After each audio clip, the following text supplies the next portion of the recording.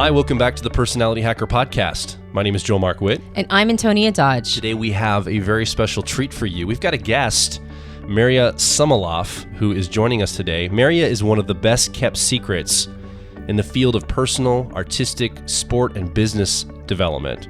A multi-passionate entrepreneur, she has the unique capacity to see patterns within and across modalities.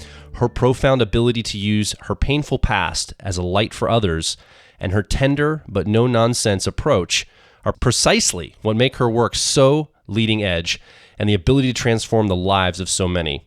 Marya is the founder of the Marya Somoloff Project. It's a collection of projects designed to help empower people live an authentic and sovereign life for themselves. So Marya, welcome to Personality Hacker. Thanks, Joel. Thanks, Antonia. Hi, everyone. It's so wonderful to be here. Thank you for having me.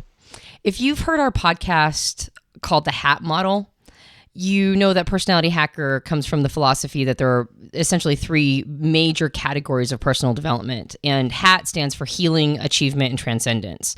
Healing is anytime you have traumas that you need to heal from. Achievement is when you're at a baseline of healing and you're trying to get to the next level. And then transcendence is anything that has like a spiritual tone to it.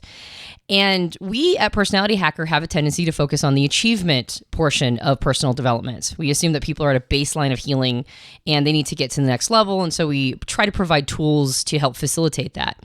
But even in that podcast, we acknowledge that people who are in an achievement mode, when we put more pressure through the pipes, cracks get exposed. So we end up needing to do healing work even if we're in a time period of achievement. And then there are plenty of people who would love to be in an achievement mode, but recognize that they do have traumas from the past that need healing or attending to first. And so what I love about Marya's programs and what she brings is that she is a person who focuses on the healing aspect. So that's what we're going to be talking about today. We're going to be talking about a lot of healing components, which is a little different for us, and I think super necessary. So let's talk about the healing aspect. Marya, I know you do a lot of work around healing with people.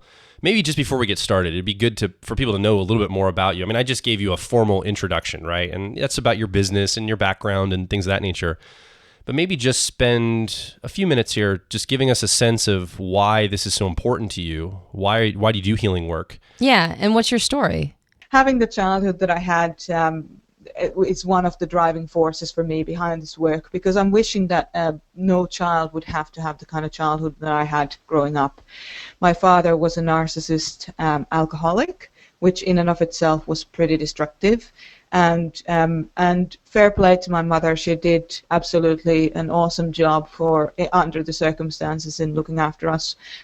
Everything was attended to on a very physical level, but when it came to emotional support, we had basically one very disruptive parent and one quite emotionally absent parent. So growing up in that environment, you learn certain behavior patterns that support your sense of who you are, because you don't create a very clear sense of who you are in those environments. So I learned patterns like perfectionism, really looking at the facts, emotionally detaching from situations and so on. And I realized after a while, having a very high performance background from that perfectionist approach, it wasn't enough. I was missing something. I was missing closeness with people. I was missing gentleness. I was missing the ability to relax, and I felt really alone in that world. It was a very hard,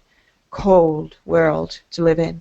And so I started to work with more healing components with all of my work and with myself, and started to soften things a little bit for myself. And that's when I realized that higher achievement can be actually achieved, or higher goals can be achieved, and higher level of performance can be achieved when you bring the healing components and the love and the self-parenting into your world, and you give yourself this soft place where you have your own back. Obviously, the work you're talking about, like where you have a moment and you're like, wait, I can take control of my life.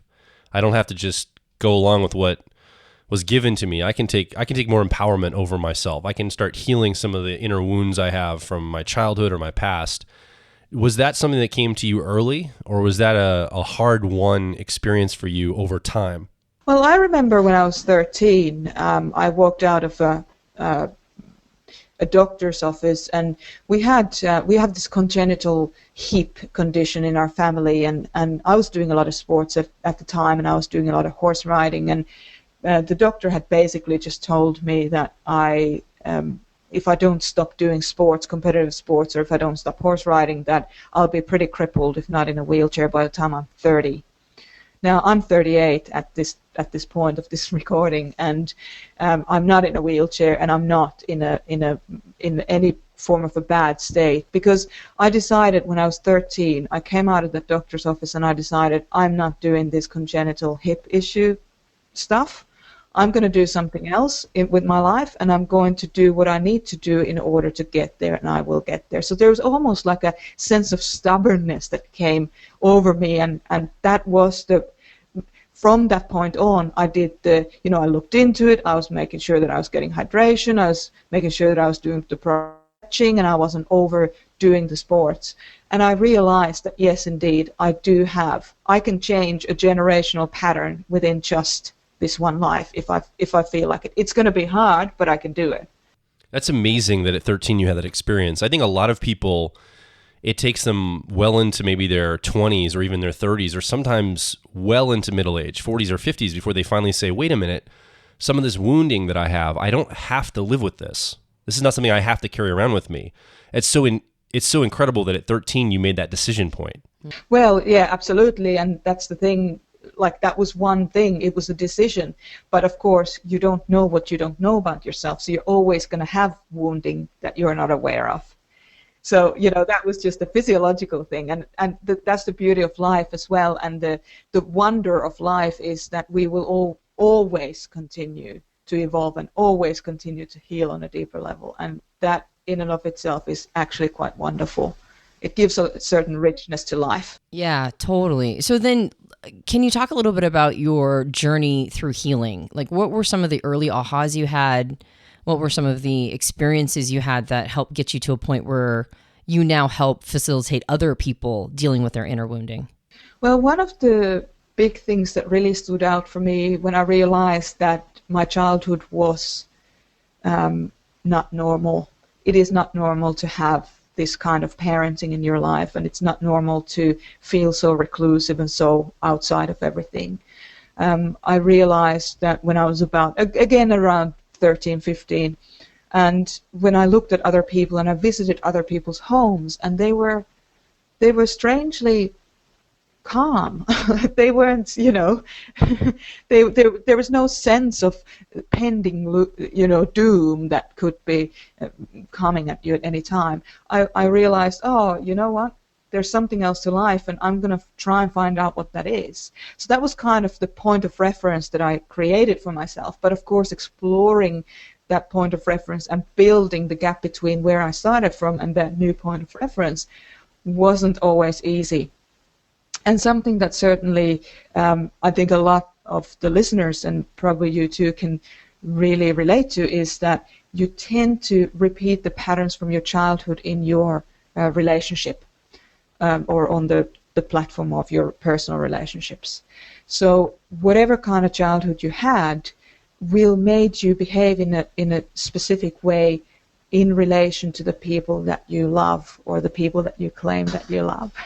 Yeah. We were talking to Bruce Music a couple weeks ago on the podcast, and we were talking in a little different frame. It wasn't so much around healing. It was around, the way you attach to people or your attachment style in relationship. And I think you're talking about something very similar in that there's a wounding part of this too with I read something one time where it's almost like all children are going to be wounded by their parents in some way. It's almost inevitable in a sense that a wounding is going to happen. It doesn't matter what your personality type is. It doesn't matter how amazing your parents are. I mean, parents are people just like everyone, and I'm going to wound my kids just as much as, anyone else. And maybe there's degrees of that wounding, but that carries with you in life, and then it almost maybe lays dormant until you get into a relationship. And then all of a sudden it rears its ugly head and you're like, oh, wait, where's this coming from? Absolutely. It just takes it because it's like a background. It's like the antivirus program in your computer. It's running in the background and you're not aware of it, but it is programming you to do certain things and not to do certain things. So you do kind of, I feel that absolutely every parent wounds their child effectively. There are different degrees of that wounding, and I think that deliberate violence, whether it's physical, psychological, emotional, whatever form of violence that is, knowing that you're doing it and still continuing to do it is not okay. But it is. We are all doing things that we are not aware of, and that's just how it is. But I think that at least if we can teach our children, and if we can learn ourselves, if we didn't have the appropriate parenting to learn this ourselves, if we can teach ourselves the communicational skills that we need to have in order to say what is and isn't right for us, as well as having your own back, so the self-support, the self-parenting, if you like, you can get through just about anything in life. So I can almost hear somebody who maybe isn't into personal development, hear a phrase like every parent is going to wound their child, and maybe feel like that is some sort of excuse for not getting your life together, or maybe constantly referencing back to your trauma from childhood. But that's not really what we're talking about. We're not talking about giving ourselves a pass for always being, trapped by whatever history we come from. We're more talking about when you find an aspect of your life that is truly dissatisfying, that is not the kind of life that you want to be living, recognizing that you are empowered to address some of these wounds and then handle them. This is not like a reason to maybe keep a narrative going. Like Mary, you talked before about being very direct in one of before the podcast started, you and I had a conversation about how you'll be in a workshop environment and you're helping people get through their traumas, and then you can identify when somebody's just there to spin a narrative, like to tell their story over and over and stay in this narrative perpetually forever, and they just want an audience to be able to tell their story over and over. That's not really what we're talking about. We're talking about actually addressing these traumas and working through them and doing the work to get to the other side. So can you talk a little bit about what inner wounding, like what that looks like, how it manifests in people, and some techniques to be able to, instead of like staying stuck there and spinning these narratives perpetually, actually taking proactively taking control over it and then coming out the other side? Absolutely. One of the things that we need to realize, especially as adults, is that the wounding part of our past, the wounding part of our childhood, is effectively a massive big part of our inner child's world. So there's a couple of different people living inside of us. As you know from your cognitive function stack, from your CAR model, the listeners of this podcast would probably be aware of that CAR model. You have different kinds of people who are living inside of you. And, you have your primary, you have your driver process, you have your navigator, if you like, and you have your 10-year-old and you have your 3-year-old. And in a way, I look at life in a very similar way, and I might use a little bit different terminology. I have the adult self, which is your main, your driver. You have your inner child, who is a collection of your 10 and your 3-year-old processes. And then you have your inner parent, who usually is the co-pilot. So you have a couple of different adult roles in there and a couple of different child roles in there. And the inner child is the most wounded part of who you are.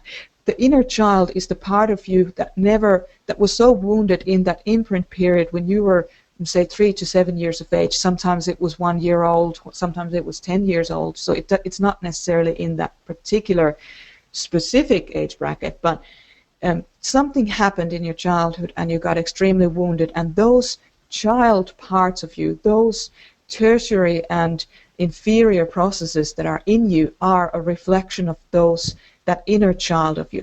Now, the inner child is not just the bad parts of you. I want to be really clear. The inner child is also a source of creation for you. And in that inner child position, the inner child is often the key to your life's purpose, because your life's purpose often lies underneath your deepest wounds.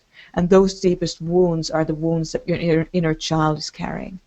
So from that perspective, if you take the inner child and you swoop them up into you, and you take them to your heart and you hold them close and you begin to parent them in a certain way, those wounds can be not just uncovered and healed, they can be transformed into what you were supposed to be as an adult when you were born. Do you think that's why, I mean, obviously, anytime you do healing work, like if I have inner wounding in my life and I spend the time to go through that, just last night, I had a pretty rough evening. Like Antonia and I had a long conversation, and a lot of inner healing stuff came up from like my past relationship and my childhood and my upbringing. And I was to the point where I was in tears, and then I was angry and ready to I wanted to punch a wall. And Antonia and I have these conversations where I might hold space for her, but last night she was holding space for me in this like almost a freak out moment for me, because I was doing some healing work at the time. And I know it's hard work, so it feels awful. I feel vulnerable. I feel silly. I feel humiliated sometimes, not by anybody else, but myself, coming up with all the inner stuff that's coming up. And so I resist doing it because it's hard work. But do you also think people resist healing, not just because of the hard work elements, but because they fear just how much responsibility or how much personal power they're going to have to take once they realize what their purpose is underneath that wound? Absolutely. Yes, there absolutely is a part of that. What I would say why people often don't go down the healing path or don't let themselves go completely off the rails, so to speak, is because of the fear of the unknown. What does it mean about me if I go off the rails? Because you've never been there. So you don't know what you don't know. And having that sense of unknown with different personality types to different levels, of course, but having that sense of unknown is often what stops us, because better the devil you know, right? And of course that's not true. It's not, because there is a lot of healing in those spaces of vulnerability, but when we are not used to being in those spaces of vulnerability, and most of us don't get to learn how to be in those spaces without getting some kind of mentoring or without having people who hold space. And you're very lucky to have a person who holds space for you to go into that. We don't get the opportunity to go there, and we don't get the opportunity to explore the inner child's world, because society is very good at saying what's appropriate and what's not appropriate kind of behavior.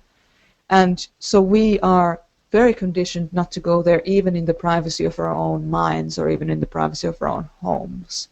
So it's a challenging situation. To what point do you let yourself go there, inverted commas there, which is and at what point does it become self-indulgent? That's the question, and that's the tricky kind of balance to try and find in that journey. You mentioned before that you weren't trying to say that the 3-year-old or the 10-year-old processes. And by the way, I find this model of using our cognitive function stack, or the CAR model, as an illustration for, as a either working illustration for how we can understand the adult parts of us and the childlike parts of us. And then I also like that you could do like an overlay. You could actually see your dominant cognitive function as the adult and the auxiliary or co-pilot process as the parent. I find that really fascinating.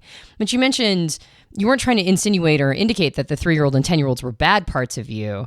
And then you went on to explain that, your aspiration or your life purpose can be found there. But I found that because I did therapy about 10 years ago. It was the first time I ever did therapy, and my therapist did some inner wounding, inner parenting, self-parenting work with me. And I remember all of the things that I was fearing, I had transmogrified into a monster inside of me. And when we really got down to that level and I really acquainted myself with that part of me, I began to see it and experience it as a very young, very unsophisticated part of me that I had been massively marginalizing. So the fact that I could see it as a child instantly gave me the ability to have sympathy for myself and this part of who I am. So what I love about the idea of self-parenting is that it's really easy to see these vulnerable places, these parts of us that have had wounding, as because it's like dark and it's in the shadows and it's really deep under there, and we've built a lifetime of strategies avoiding that part of us, we can think that there be dragons, like those parts of us are the dragons. But really, those are parts that they're really young, vulnerable parts of us that need nurturing so badly that maybe we've like chained to a wall in a cave and we just won't go down and see that part. But then when we get there, we're like, oh my God, what have I done?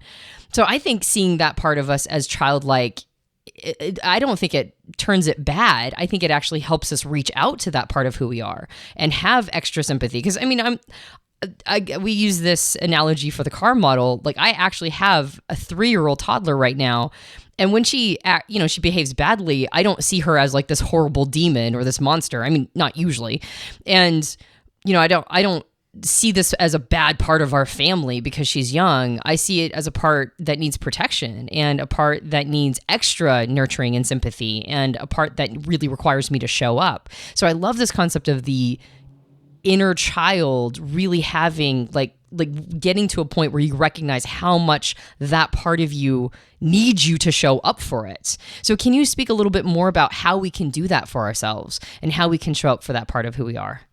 Sure. I mean, one of the most powerful exercises is actually to find a picture of yourself as a child.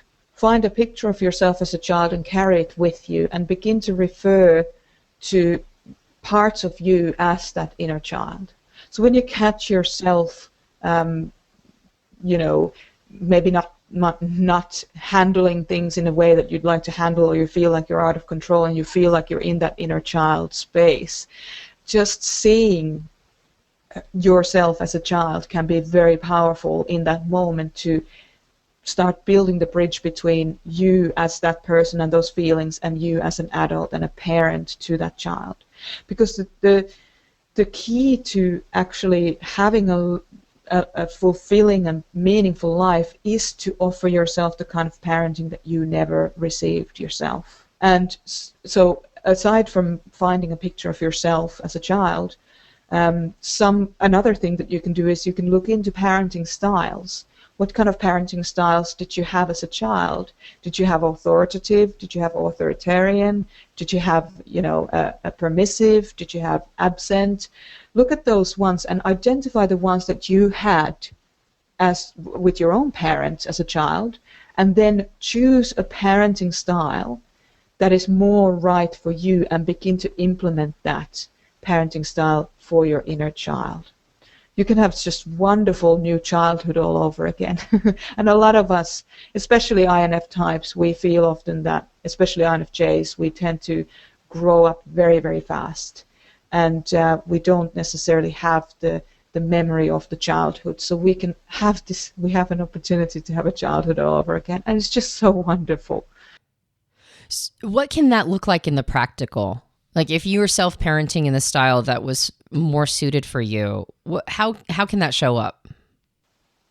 Well, for me, for example, having an absent parent, an authoritative parent, or authoritarian parent, I was missing the authoritative parent, which is the parent who listens to the child, who consolidates the child, but also sets boundaries that are fair and firm, so the child can feel very safe. So I was missing a lot of that authoritative parenting, and that's what I chose for myself. And what happened as a result of that was that I felt heard for the first time in my life. I felt heard by myself, and as a result, the need to kind of go and make sure that I get attention and get certain level of acknowledgement in life just fell away, because now I was giving that acknowledgement for myself. I became a lot less needy as an adult, and I in my relationships, and certainly personal relationships and close friendships as well, I just became a person who could just show up without having to show off. So that was just really wonderful, and that transformed all my relationships. Do you have any specific examples of that showing up? Like anything you can point to as a specific example, if you're able to? Yeah, like what did self-parenting look like for you? Was it inner dialogue? Was it spending time, like quality time? Yeah, so the inner dialogue is what really determines your parenting style anyway. So my parenting style was very much the INFJ tertiary, perfectionist accuracy style, which was just performance based. That's how I grew up. That was my inner dialogue and my inner parenting up until I realized that I don't want that. I don't want to be criticized every second of the day, and I don't want to just keep achieving things all the time. So what I did was I changed that into more authoritative style, which is listening to myself and listening to the needs. And interestingly, again, that link between the co-pilot, which for me is harmony, once I started to really work on that harmony process, my co-pilot process, that was my inner parent stepping up and coming in and saying, you know what? You're a really just wonderful girl without having to perform at any certain level. And let's just have a bit of fun in life as well as achieve things that we want to achieve. But yeah, let's have fun and let's do things that, let's go and give the horses a cuddle, or let's go and sit next to the stream and listen to the water and read a book and have fun and drink a cup of tea that tastes really, really nice with some extra honey. So, and by the way, are you an Enneagram 3? No, I am a 2. You're a 2, okay. I'm a 2 with a 3 wing and a 1 conditioning. Got it. Okay. Because I was going to say, that sounds really familiar, and I'm a 3. It's like, yeah, a lot of that same self-talk. So then for self-parenting, then the big key is inner dialogue and like doing inner work with that dialogue, how you talk to yourself, how you're addressing these different parts of you. It's not necessarily specific things you implement, though obviously after you got through that inner dialogue, the inner parent said, hey, go do these activities that will get your needs met. So then you took the action that the more kind inner parent recommended you do. So obviously there is some outer world implementation, but most of this work is inside the self. Most of this work is inner dialogue. Is that accurate? That is correct. And the inner dialogue is based on your choice of parenting style. It has to be really clear that you need to choose a parenting style so that you can then cultivate and embrace the appropriate inner dialogue. But yeah, the inner dialogue is the tool.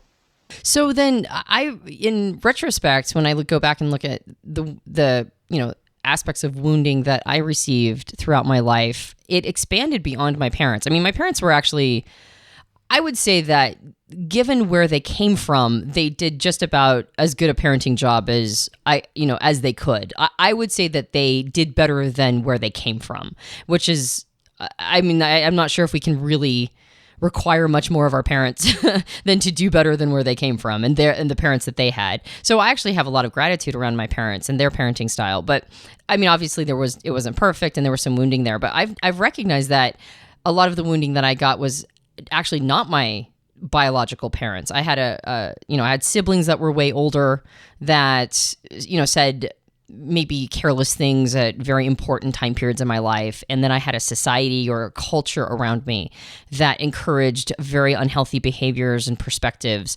So does the work extend to places that maybe, or like to people who may have influenced you to have some of this wounding that aren't your parents? Would you say, I guess the question is, would you say parenting style extends outward of just your biological parents? Yeah, it absolutely it does. The whole thing about the inner parenting work is that the parenting work that you do outside of yourself, you include any person or influence that has had perceived sense of authority over you as a child. So that can be an entity, that can be your culture, that can be your religion, that can be, if you were born in wartime, you will have very different kind of conditioning than if you are born in peacetime. So it's not just your parents, your physiological parents. It's every person and every atmosphere that you perceive to be in a position of authority over you as a child. Now, I'm not your personality type, Maria. I'm not an INFJ. I'm an ENFP, and I am so harsh with myself so often. What you're talking about, that technique of just getting a picture of myself as a little kid and maybe having it above my desk as I work, or maybe taking it around with me, literally on my phone or something, where I can pull it up and look at it in these moments when I'm so self-critical. Because I think of all the people in my life who can beat up on me the most, I'm pretty good at doing that on my own. I am like, my self-talk sometimes is horrible, and I try to catch myself, but I don't have a lot of techniques to do anything better. But I love this idea of seeing myself as a smaller child, and instead of beating myself up, say, wait a minute, maybe that part of me was just being childlike. It wasn't trying to make me do something, I didn't want to do. It was just this childlike part of me showing up. And I've done a lot of work around personality type and stuff, but this idea of really seeing myself as a child and a parent, it's all inside of me, and this inner self-talk, this is resonating with me strongly. Yeah. I would, in fact, what kind of monster do you have to be to keep beating up that part of you that's a little kid? Like, especially if you have a picture of yourself as a little kid, like, and recognizing that is the part of you that is hosting a lot of what you don't like about yourself, or like a lot of this stuff that you're resisting is resting on that part. Like, how horrible of a human being do you have to be to keep beating that part of yourself up? And I would wonder what's going on there. Do I have ego? I don't want to, like, I'm trying to protect myself in some way. Why do I have such harsh talk sometimes? Why am I so harsh with myself? Why can't I just be more accepting? And why does this not come naturally? In other words, why do I feel like I've got to beat that up? Is it just programming from the parenting style I was handed? Or is it something that I'm trying to protect on my own so I don't look silly or foolish? It's like a protection mechanism. What's happening there for me? I work a lot with NF types because there's an awful lot of the same interwoven patterns going on. So there's a lot of similarities. But especially for an ENFP, oftentimes you want to make sure that everybody's comfortable. You want to make sure you're performing at an acceptable level so that you are acceptable as a person. And a lot of the time it is just practice. It is just staying present with yourself and just saying, you know what, this really isn't ideal, but I'm not going to beat myself up for beating myself up. Yeah. Oh, and I do that too. Yeah, because what's the point in that?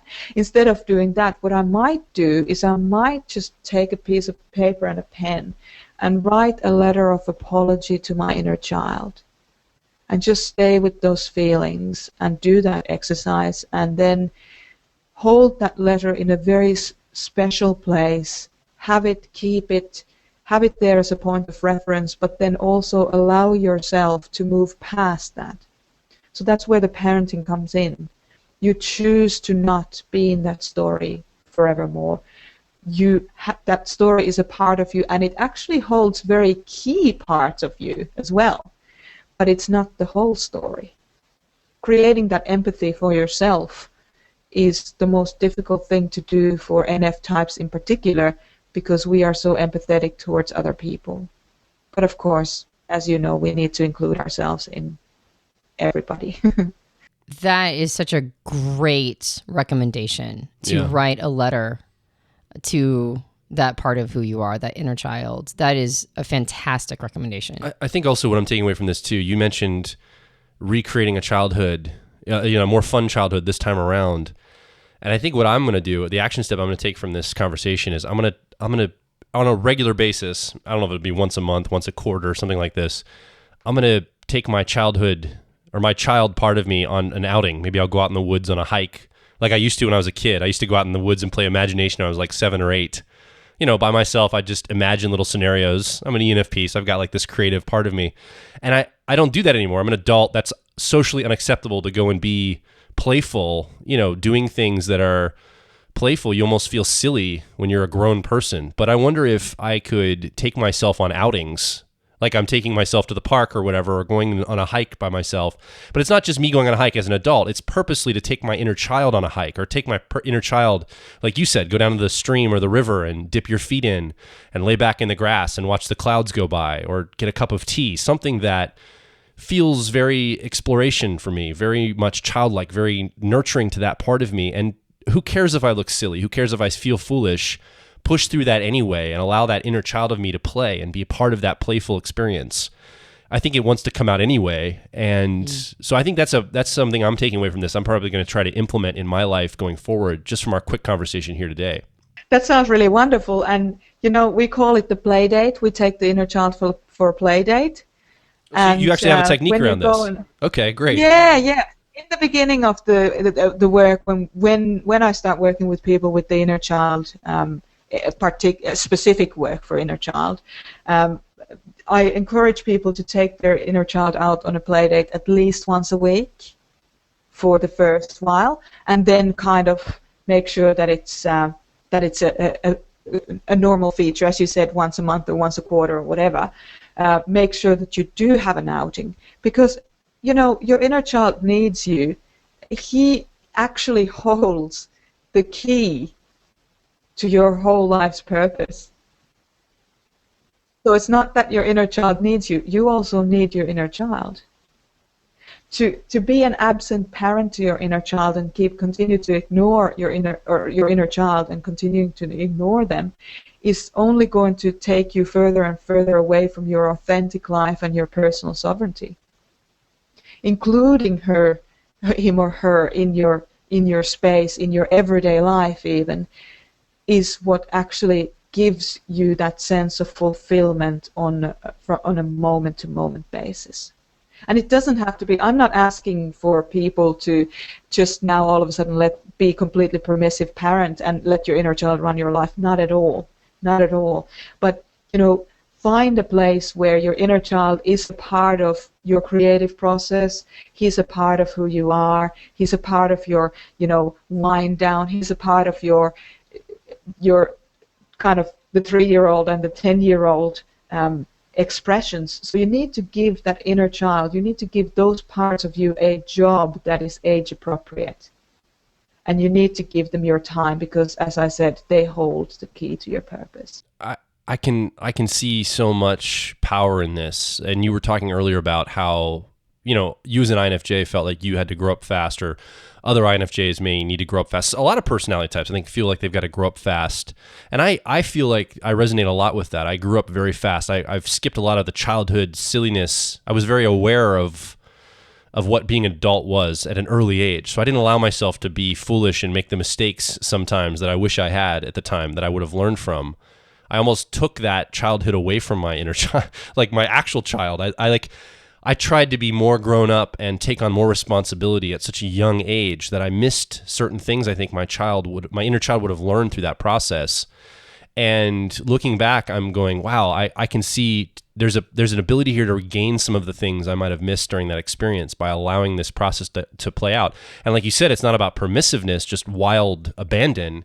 There is some abandonment there of exploring and being playful, but it's also, now I can take the same awareness that I used to hijack my actual childhood to help parent my current childhood that I'm going to be entering into. So it's really what you're talking about, and this idea of sovereignty over my life and accessing all the parts of me to create a sovereign experience. I think that word gets to the heart of what I think I'm after as a person more than anything else, is creating that self-contained sovereignty over myself, to where I'm interacting with people and I'm fully present, I'm fully embodied, I'm fully all parts of myself. And for an ENFP, with that authenticity part, I'm looking for inner alignment.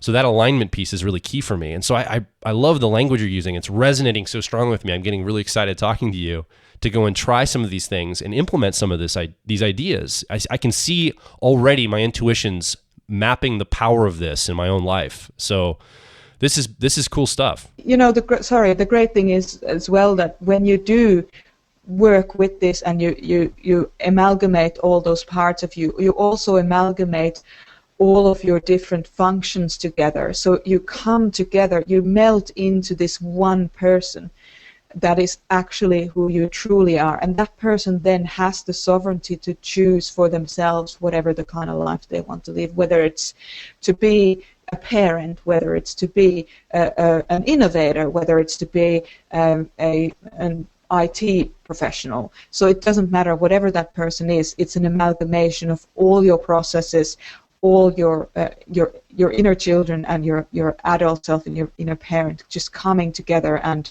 being the one person that you are. I have a friend who said something quite a few years ago that really has stuck with me.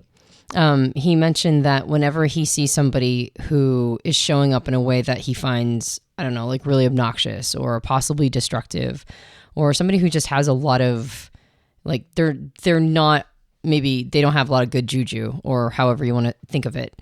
He said he tries to imagine what they were like as a 10-year-old, or maybe even younger than that. What were they like as a 5-year-old?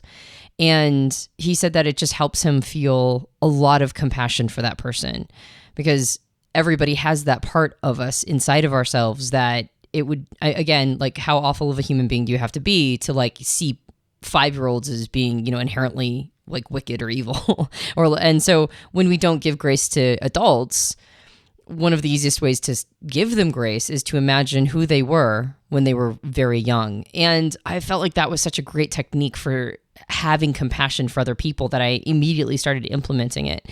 And I love what we're talking about here, because you can take that same strategy and apply it to the self. And my suspicion is that when you really do this work, when you really show that love and support and that conscious new parenting style for yourself, then the ability to do this for other people just expands. Like you start to understand how much parenting we all need. There's so much more compassion that we can give to each other, and so much more grace we can give to each other and ourselves by starting with the self first. I couldn't agree with you more. It's so beautiful. You see a child who's learning to walk, and every time they fall over, you don't go over there and smack them over the head with the newspaper and say, "Bad child, you don't know how to do this." And when we learn to not be like that with ourselves, we also are able to hold that space for other people. Especially intimate relationships transform when we stop taking things personally. When somebody is triggered, it's not the whole story, it's just a part of the story, and it needs to be respected and honored. But there's much more to every single one of us than our triggered state. Just talking to you, make me feel calm and at ease. Everything in me slows way down and I feel more present. Just talking with you makes me feel that way. So, vulnerability sometimes can be a challenge. And I think you provide a very safe space for people to work on some very, very vulnerable issues in themselves. And you do it in a way also that's not just holding space, but you don't let people get away with their bullshit. I like you call people on things in a very gentle way. And I think that's what we need when we're getting somebody that's a coach or somebody that's helping us in life. They are gentle and they hold space, but yet they're very direct, and they push us to become better than what we could do on our own. So before we wrap up this podcast, do you have any last takeaways for everyone that's listening around some of the things we talked about? Let's assume that the internet gets cut off right after this podcast. They can never get online again. They will never hear from us again or hear from you again. What is that message or the wrap-up takeaway that you would want to tell someone if this is the last chance you ever got to talk to them about this topic? Well, what I'd say is that whoever you are, wherever you are, your life matters. You matter. You are an important part of this whole space that we are in. And to hide that person away and for you to continue to speak to yourself in a way that doesn't matter is doing a disservice, not just for yourself, but for the whole planet. We need you. We need you to step into who you really are, and I would just love to see that freedom in you. I love it. I love that. That's such a powerful message. So thank you, Maria, for being with us today, and we would hope to have you on the podcast in the future if you're up for it. I'd love to potentially dig into some more topics around some of the work you do. Yeah, thank you. Thank you so much for being on our podcast.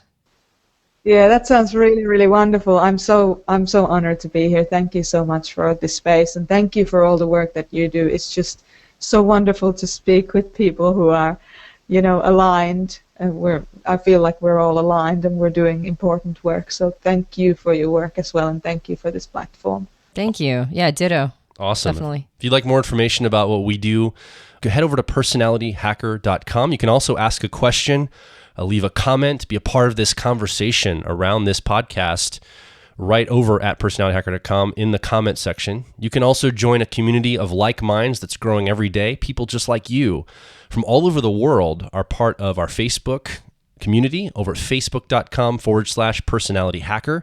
Also, twitter.com/personalityhack is another place you can join in the discussions that are happening around personal growth and personality types and all these things we talk about. If you like what you hear, you can subscribe to us on iTunes and various Android platforms. And if you are feeling particularly generous, if you would leave us a rating and review on iTunes, that helps us out a lot.